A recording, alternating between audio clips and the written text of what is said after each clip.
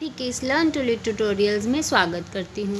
Friends, जैसा कि आप सब जानते हैं, ये चैनल सिर्फ़ और सिर्फ आप लोगों के लिए बनाया गया है, जिसके द्वारा पूरे भारत में मौजूद बच्चे जो शैक्षिक परीक्षाओं में उत्तीर्ण होना चाहते हैं 100% निःशुल्क तैयारी कर रहे हैं। इस चैनल में हम आपको UGC, NET, JRF, CTET, PTET, KVS, NVS, MEd, BEd और इससे संबंधित सभी परीक्षाओं की तैयारी करवा रहे हैं। ये चैनल भारत का 100% निःशुल्क सोशल एजुकेशनल चैनल है। इसका ज़्यादा से ज़्यादा फ़ायदा उठाइए। इसको जितना ज़्यादा हो सके लाइक कीजिए, सब्सक्राइब कीजिए और भी लोगों में इसे शेयर कीजिए। और हाँ फ्रेंड्स, हम यहाँ पर आपको यूजीसी नेट पेपर 1 पेपर 2 दोनों की ही तैयारी करवा रहे हैं। इसलिए आप पेपर 1 की अपडेट्स पाने के लिए हमारा बेल बटन ज़रूर दबाइए, ताकि आपको हमारी डेली की अपडेट्स जो हैं वो मिलती रहें। और जैसा कि आप सब जानते हैं, इस टाइम हम यहाँ पर कर रहे हैं UGC NET JRF CTET Hindi paper 2 की तैयारी, जिसके अंतर्गत हमने हिंदी साहित्य के ऊपर हम पहुँच गए हैं, आदिकाल कर चुके हैं और भक्तिकाल कर रहे हैं। ठीक है, तो भक्तिकाल की हमने कल निर्गुण भक्ति के जो हैं वो कवि किए थे। ठीक है, हिंदी साहित्य के भक्तिकाल के विभाजन पर हम एक बार फिर से नज़र दोहरा लेते हैं अपनी। ठीक है, हिंदी साहित्य के भक्तिकाल का विभाजन 2 भागों में हुआ है, सगुण और निर्गुण। सगुण के अंतर्गत आते हैं रामाश्रय और कृष्णाश्रय। निर्गुण के अंतर्गत आते हैं ज्ञानाश्रय और प्रेमाश्रय।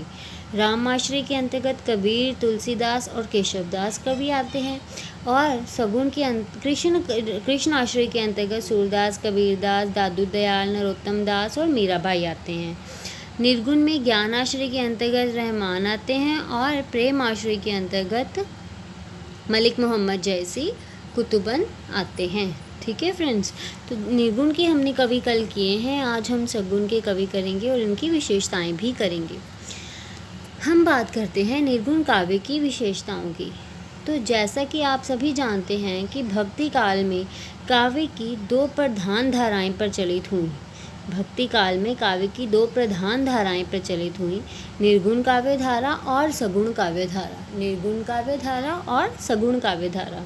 निर्गुण काव्य धारा की भी 2 शाखाएं बनी, ज्ञान आश्रय शाखा और प्रेम आश्रय शाखा।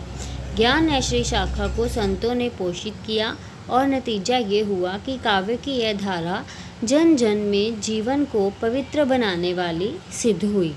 ठीक है, डॉक्टर श्याम सुंदर दास का मत है, इस संत कवियों में अपनी निर्गुण भक्ति द्वारा जनता के हृदय में अपूर्व आशा उत्पन्न की, उसे कुछ अधिक समय तक विपत्ति की अथाह जल राशि के ऊपर बने रहने की उत्तेजना भी दी। संत कवियों ने समाज में फैले हुए विभिन्न आडंबरों, रूढ़ियों, अंधविश्वासों आदि का पर्दाफाश किया और जनता के सच्चे एवं अच्छे मार्ग की ओर अग्रसर किया।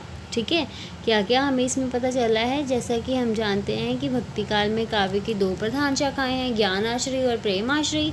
ज्ञानाश्रय के जो संत हैं उन्होंने ही ज्ञानाश्रय शाखा को पोषित किया, तो उससे यह फ़ायदा हुआ कि ये जो धारा है इसने जन जन के जीवन में पवित्रता ला दी। ठीक है, पवित्र बनाने वाली सिद्ध हुई।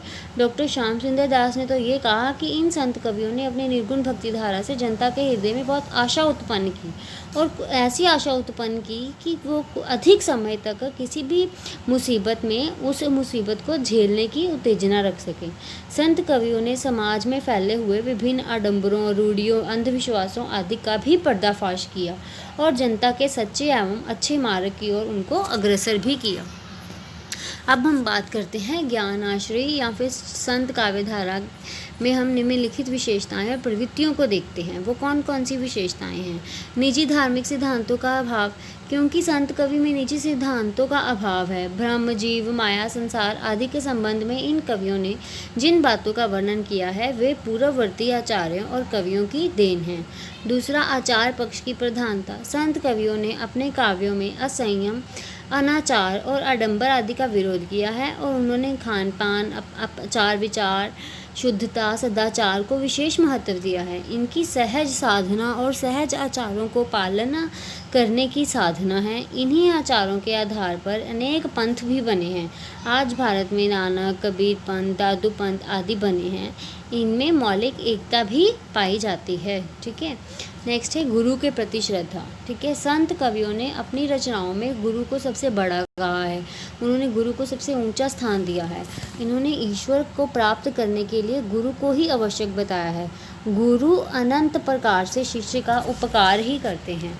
वह अपनी आध्यात्मिक शक्ति के सहारे जीव को ब्रह्म का अलौकिक दर्शन भी करवाते हैं। निम्न जाति के कवि। ठीक है, निर्गुण काव्य धारा के अधिकतर जो कवि हैं वो निम्न जाति में ही उत्पन्न हुए हैं।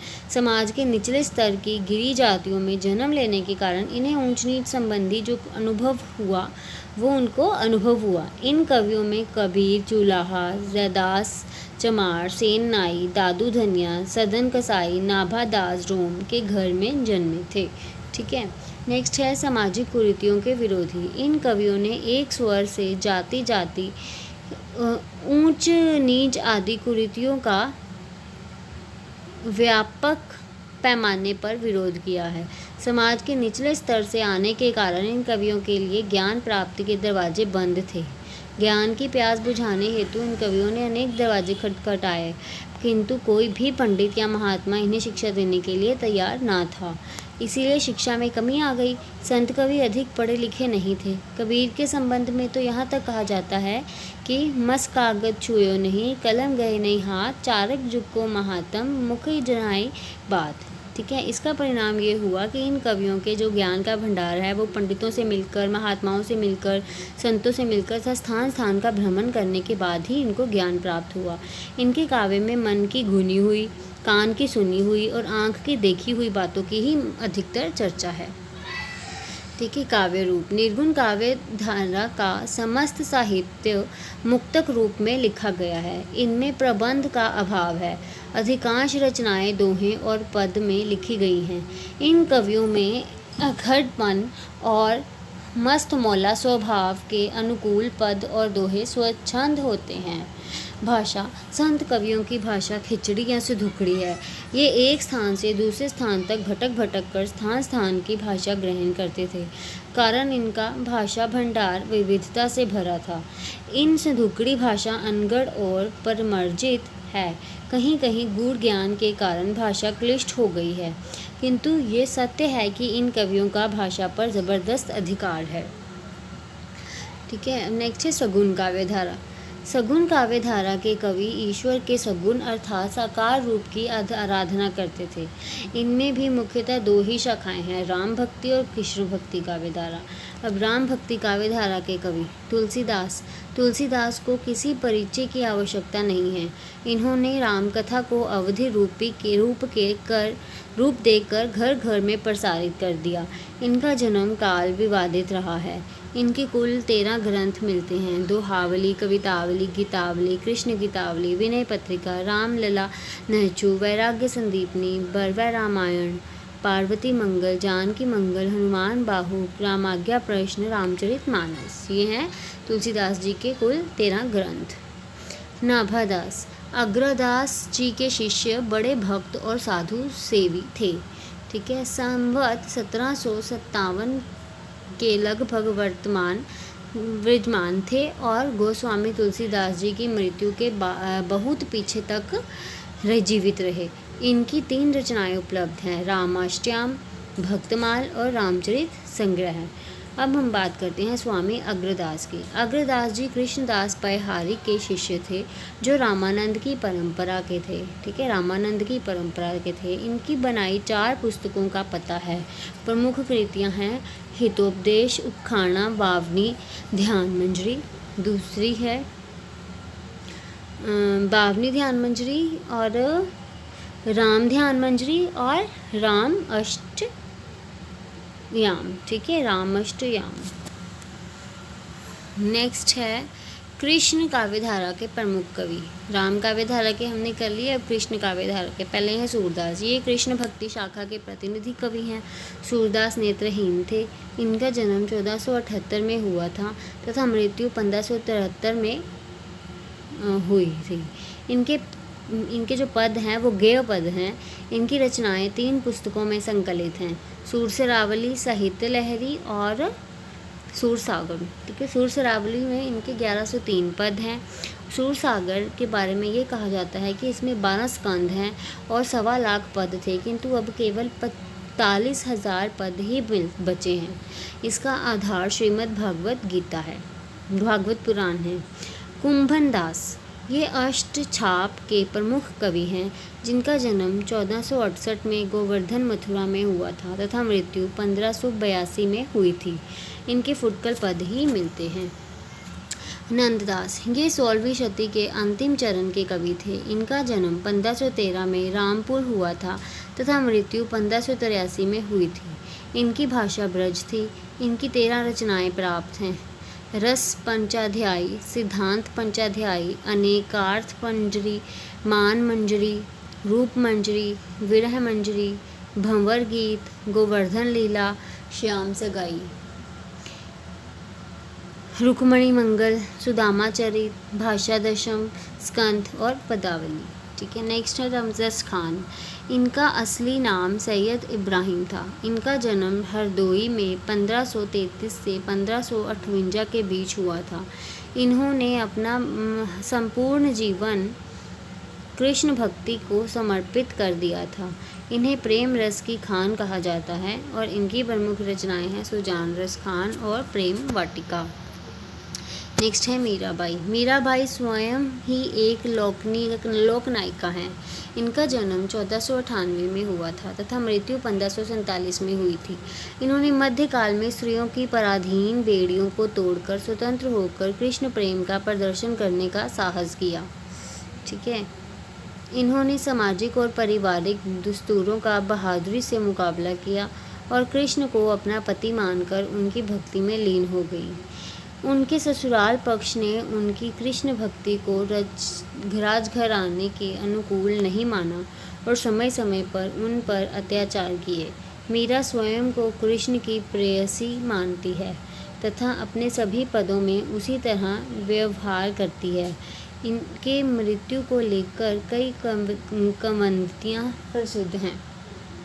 इनके सभी पद गेय हैं। इनकी रचनाएं मीराबाई पदावली में संग्रहित हैं। नेक्स्ट है सगुण भक्ति काव्य की विशेषताएं। सगुण भक्ति काव्य की विशेषताएं। भक्ति काल अथवा पूर्व मध्यकाल हिंदी साहित्य का महत्वपूर्ण काल है, जिसे स्वर्ण युग विशेष से विभूषित किया जाता है। इस काल की समय सीमा विद्वानों द्वारा संवत 1375 से 1700 तक मान्य है। राजनीतिक, सामाजिक, धार्मिक, दार्शनिक, साहित्यिक एवं सांस्कृतिक दृष्टि से अंतर्विरोधियों से परिपूर्ण होते हुए भी इस काल में भक्ति की ऐसी धारा प्रवाहित हुई कि विद्वानों ने एक मत से इसे भक्ति काल कहा। भज धातु से 3 प्रत्यय के साथ निर्मित शब्द भक्ति अत्यंत व्यापक एवं गहन है। शांडिल्य और नारद भक्ति सूत्र में भक्ति को सा परानुर्तिरीश्वरे एवं सा त्वस्मिन् परम प्रेम रूपा कहकर परिभाषित किया है। वस्तुतः भक्ति और प्रेम मनुष्य की सहजता भाव स्थितियाँ हैं, जिनके आधार पर भक्ति 2 रूपों में प्रस्फुटित हुई, निर्गुण और सगुण। सगुण भक्ति का अर्थ है आराध्य के रूप, गुण, आकार की कल्पना अपने भावानुरूप कर उसे अपने बीच व्याप्त देखना। सगुण भक्ति में ब्रह्म के अवतार रूप की प्रतिष्ठा है और अवतारवाद पुराणों के साथ प्रचार में आया। इसी से विष्णु अथवा ब्रह्म के 2 अवतार राम और कृष्ण के उपासक जन जन के हृदय में बसने लगे। राम और कृष्ण के उपासक उन्हें विष्णु का अवतार मानने की अपेक्षा पर ब्रह्म ही मानते हैं। इसकी चर्चा यथास्थान की जाएगी। भक्ति काल की सगुण काव्य धारा के अंतर्गत आराध्य देवताओं में श्री कृष्ण का स्थान सर्वोपरि है। वेदों में श्री कृष्ण का उल्लेख हुआ है। ऋग्वेद में कृष्ण अंगिरस का उल्लेख है। पुराणों तक आते आते राम और कृष्ण अवतार रूप में प्रतिष्ठित हो गए। श्रीमद् भागवत पुराण में उन्हें पूर्ण ब्रह्म के रूप में चित्रित किया गया है। भक्ति काल में कृष्ण भक्ति का प्रचार कृष्ण की जन्म एवं लीला भूमि में व्यापक रूप में मिलता है। वैष्णव भक्ति संप्रदायों में वल्लभाचार्य पुष्टिमार्ग, निम्बार्काचार्य निम्बार्क, श्री हित हरिवंश, राधा वल्लभ, स्वामी हरिदास हरिदासी, चैतन्य महाप्रभु, गौड़ीय संप्रदाय, सभी संप्रदायों में पूर्ण ब्रह्म श्री कृष्ण तथा श्री राधा उनकी आराधनीय शक्ति की उपासना की गई। सच्चित आनंद स्वरूप श्री कृष्ण नंद और यशोदा के आंगन में विभिन्न बाल लीलाओं के माध्यम से समस्त गोकुलवासियों को आनंद प्रदान करते हैं। बाल रूप में ही राक्षसियों का विनाश कर अपने दिव्य रूप को सहज बना देते हैं। वे ही सर्वव्यापक, अविनाशी, अजर, अमर, अगम आदि विशेषणों से युक्त होते हुए भी ब्रज के प्रत्येक प्राणी को उसके भावानुरूप आनंद प्रदान करते हैं। हिंदी साहित्य में कृष्ण भक्ति पर आधारित काव्यों की लंबी परंपरा है। आदिकालीन कृष्ण काव्य में चंद्रवरदायी और विद्यापति उल्लेखनीय हैं। भक्तिकालीन कृष्ण भक्त कवियों पर महाप्रभु वल्लभाचार्य का विशेष प्रभाव है। उन्होंने श्री कृष्ण के बाल एवं किशोर रूप की लीलाओं का गायन किया तथा गोवर्धन पर श्रीनाथ जी को प्रतिष्ठित कर एक मंदिर बनवाया। उन्होंने भगवान के अनुग्रह की महत्ता पर भी बल दिया है। ठीक है फ्रेंड्स, दर्शन के क्षेत्र में विष्णु स्वामी के शुद्धाद्वैत का प्रभाव इन पर दिखाई देता है। अपने इस भक्ति मार्ग को उन्होंने पुष्टि मार्ग कहा और अनेक शिष्यों को कृष्ण भक्ति का मंत्र देकर दीक्षित भी किया, जिन्हें अष्टछाप के कवि तथा अष्टरक्षका कहा गया। इनमें सूरदास, कुंभनदास, परमानंदास, कृष्णदास, चार श्री वल्लभाचार्य के शिष्य और गोविंद स्वामी, नंददास, छित स्वामी और चतुर्भुजदास चार वल्लभाचार्य के पुत्र श्री विट्ठलनाथ के शिष्य थे। 8 की संख्या होने से उन्हें अष्टछाप कहा गया। 8 की संख्या होने से उन्हें अष्टछाप कहा गया। ठीक है फ्रेंड्स, इन सभी भक्त कवियों ने श्रीमद् भागवत के आधार पर ही श्री कृष्ण लीला गान किया है। इसके लिए अपने आराध्य श्री कृष्ण की कृपा से प्राप्त भगवत प्रेम ही महत्वपूर्ण है। पुष्टि मार्ग का अनुयायी भक्त आत्मसमर्पण युक्त रसात्मक प्रेम द्वारा भगवान की लीला में तल्लीन हो आनंदावस्था को प्राप्त होता है। सभी कृष्ण भक्त कवियों की रचनाएं भक्ति, संगीत और कवित्व का समन्वित रूप हैं। लीलामय श्री कृष्ण के प्रति भक्ति के आवेश में इन अष्टछाप कवियों के हृदय में गीति काव्य की जो निर्झरिणी प्रस्फुटित हुई, उसने भगवत भक्तों को आकंठ निमग्न कर दिया। ठीक है friends, thank you for watching our video friends. Please like, share and subscribe. Thank you so much.